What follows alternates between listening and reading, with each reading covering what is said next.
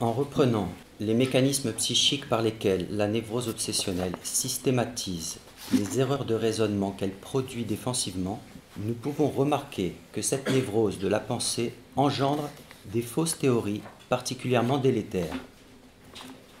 Qu'elles orientent ensuite l'organisation des administrations, des entreprises ou encore celle des institutions médico-sociales, ces théories erronées introduisent des fonctionnements aberrants et destructeurs. Chloé Blachère parlait tout à l'heure de déshumanisation du monde du travail. Par exemple, nous pouvons remarquer que le champ de la santé est particulièrement affecté par ces idéologies qui se présentent comme scientifiques. De la démultiplication symptomatique des thérapies brèves à l'influence religieuse du DSM, les illusions obsessionnelles semblent se diffuser du fait de leur apparence de rigueur et d'objectivité.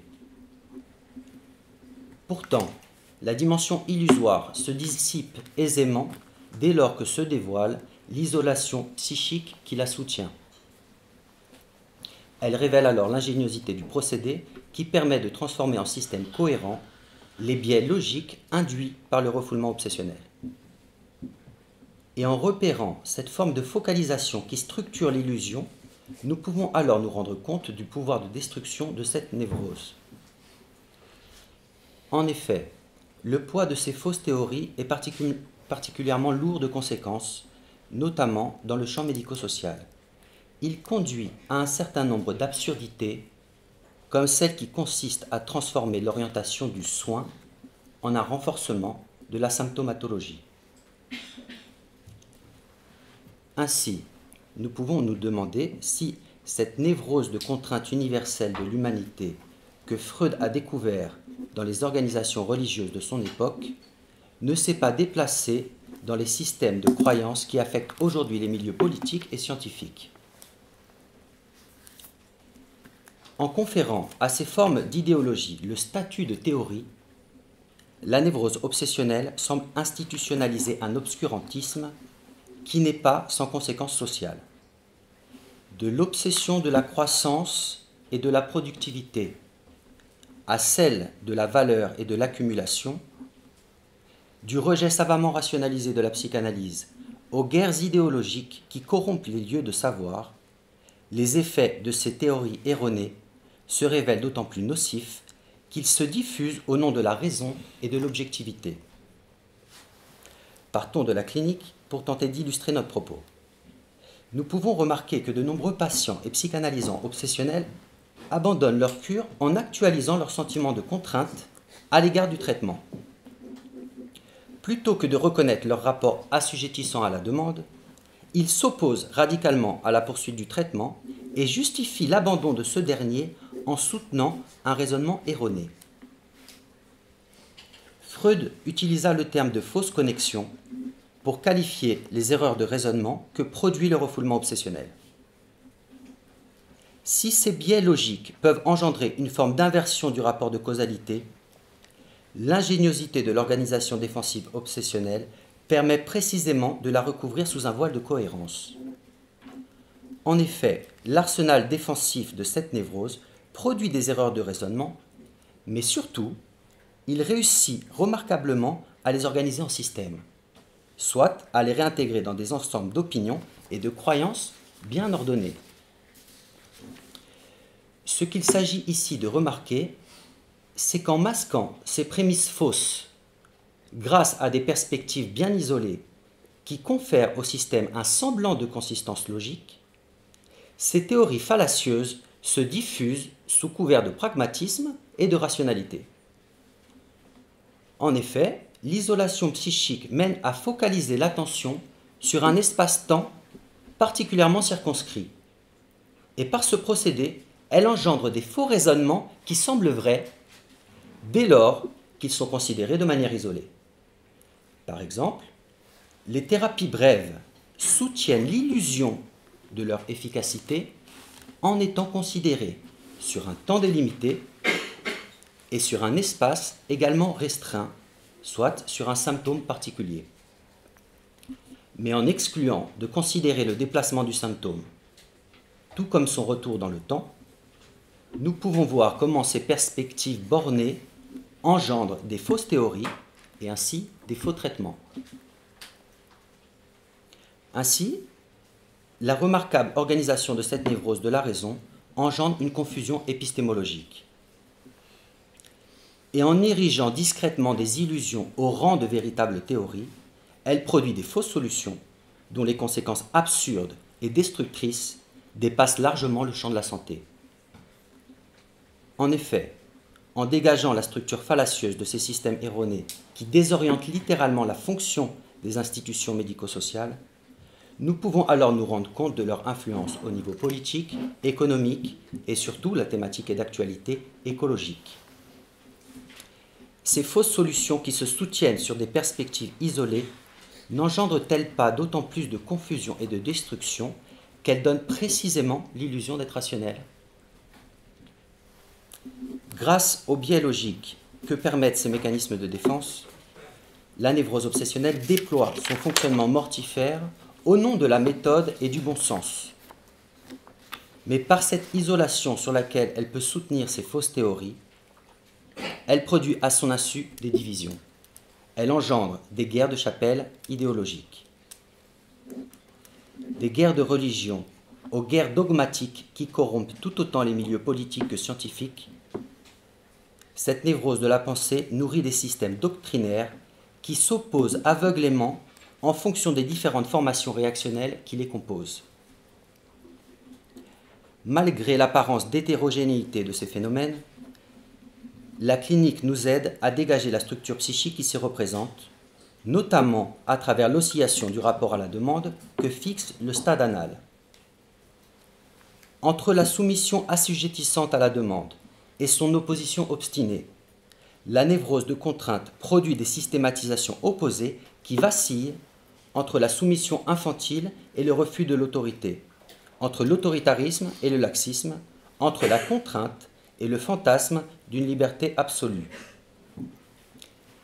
Dans le milieu psychanalytique, par exemple, cette névrose de la croyance et du doute se représente tout autant dans cette tendance qui dévoie la psychanalyse dans une forme de rigidité ritualisée que dans celle qui la désoriente dans la voie d'un rejet de la technique et de l'autorité.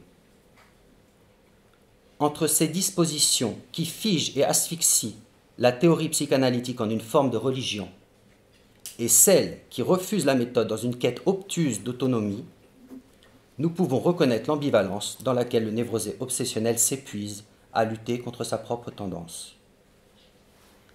Et le comble de ces deux positions infantiles qui ne cessent de s'opposer par idéologie interposée, c'est qu'elles se diffusent et se renforcent au nom de la castration symbolique. Tantôt en mettant en avant la soumission à la demande comme une forme de reconnaissance des limites, tantôt en revendiquant l'opposition catégorique comme une forme du respect du désir et de la subjectivité. Ainsi, cette symptomatologie obsessionnelle qui sabote le mouvement psychanalytique depuis son origine illustre bien comment la névrose diffuse socialement son mode d'expression. En passant inaperçu dans des idéologies opposées, le conflit que détermine le stade anal tend à s'institutionnaliser au nom de l'égalité et de la liberté. Des dissociations entre obédience religieuse à celles qui opposent en miroir les systèmes politiques autoritaires à leur pendant libertaire, l'impasse dialectique que cristallise ce stade ne cesse de se répéter via des formations réactionnelles systématisées. Entre les idéologies égalitaristes qui abrasent le désir et la subjectivité et celles qui n'en font pas moins en prônant une inégalité sans fin, ne pouvons-nous pas repérer l'ambivalence caractéristique de l'obsessionnel dans son rapport au signifiant? Ainsi, des illusions politico-économiques à celles qui corrompent le champ médico-social, il ne semble pas impossible de repérer la même coloration névrotique. Malgré la difficulté qu'engendre la mise en parallèle de systèmes d'apparence si éloignés, la prise de risque semble minime au regard de l'impasse logique qui consiste à les lire de manière isolée. En effet, les conséquences épistémologiques et sociales de la névrose obsessionnelle semblent continuer d'être méconnues, donc de se renforcer, en étant lues de manière obsessionnelle. Autrement dit, c'est parce que la symptomatologie obsessionnelle est considérée de manière isolée et annulée rétroactivement qu'elle semble pouvoir se diffuser massivement. Or, ces symptômes obsessionnels ont des conséquences qui affectent tout autant les sciences dites politiques, économiques ou sociales que la recherche sur la psychopathologie. D'ailleurs, c'est dans ce dernier domaine que le sabotage épistémologique s'avère particulièrement prégnant.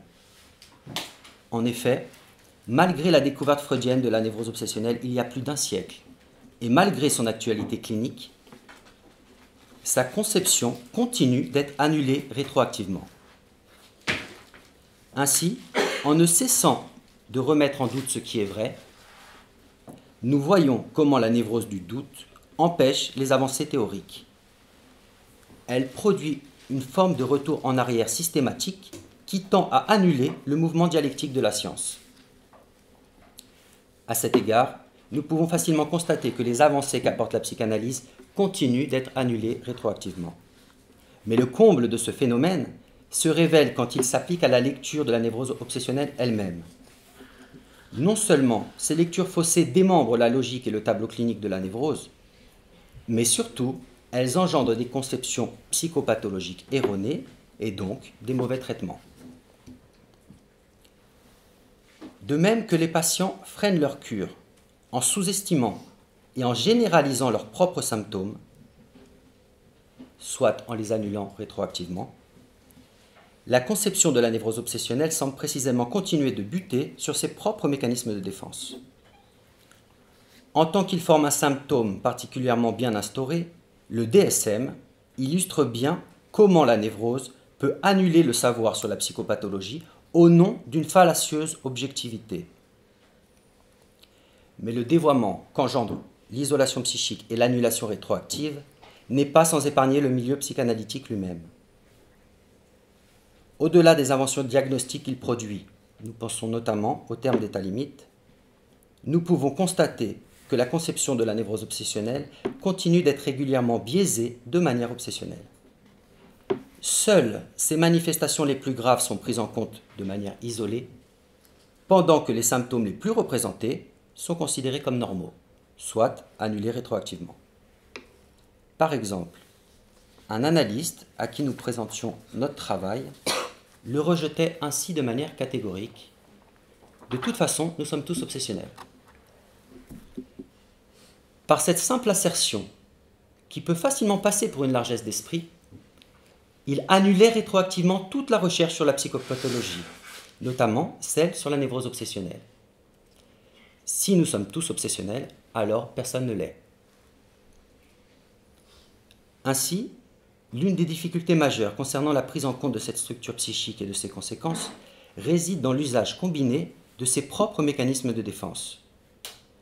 Que ces lectures névrotiques se présentent comme historiques, qu'elles se veulent athéoriques ou qu'elles s'appuient sur des expériences et des statistiques, elles tendent à désorganiser la conception de la névrose sous le tranchant de son propre système défensif. C'est justement parce qu'il continue d'être mésestimé que le fonctionnement obsessionnel s'institutionnalise en toute discrétion. Mais le silence de cette diffusion contraste avec les effets de sa destruction. Les lectures faussées qu'engendre la névrose ne corrompent pas uniquement le champ de la santé, elles affectent les fonctionnements politico-économiques de nos sociétés. Du fonctionnement absurde d'un certain nombre d'entreprises et d'organisations, à cette jouissance de l'accumulation et de la rétention qui nourrit les aberrations du système économique mondial, le pouvoir de destruction de ces illusions semble plus que jamais d'actualité. Au regard des dégâts considérables qu'engendre cette névrose de la crédulité et du scepticisme, nous pensons par exemple aux effets des thérapies climato-sceptiques, il peut paraître étonnant que la névrose obsessionnelle continue de passer inaperçue. Finalement, ce contraste semble surtout révéler l'ingéniosité avec laquelle la névrose réussit à annuler sa propre influence. Non seulement la forteresse défensive permet de systématiser ces erreurs de raisonnement dans des fausses théories qui semblent cohérentes, mais surtout, elle permet de diffuser ces systèmes fallacieux au nom de la raison et de la modération.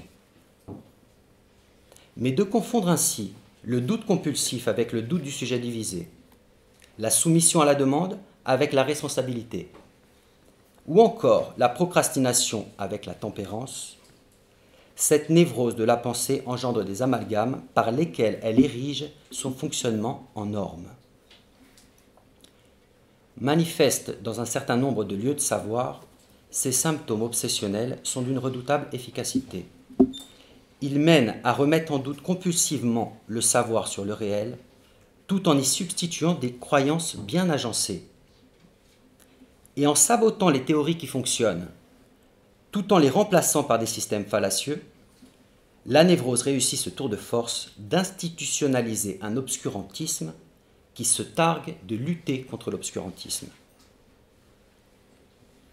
Ainsi, en donnant à ces illusions la forme de véritable théorisation, la névrose du doute dévoile littéralement la fonction des organisations humaines. Elle produit une destruction massive et savamment organisée. Pour résumer, le formidable appareillage défensif de la névrose obsessionnelle nous invite vivement à étudier l'influence de la psychopathologie dans la société. Elle nous enjoint à repérer par quels moyens subtils les symptômes psychiques se fondent discrètement en symptômes sociaux.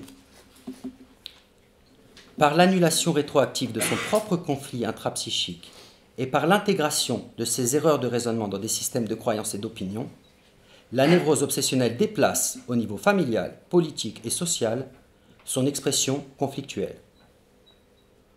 Autrement dit, grâce à l'apparence de rigueur et d'objectivité qu'elle confère à ces fausses théorisations, la névrose réussit à diffuser son mode de fonctionnement mortifère au sein de la société. Elle engendre un obscurantisme qui se consolide subrepticement sous l'étendard de la rationalité et pervertit le fonctionnement des organisations.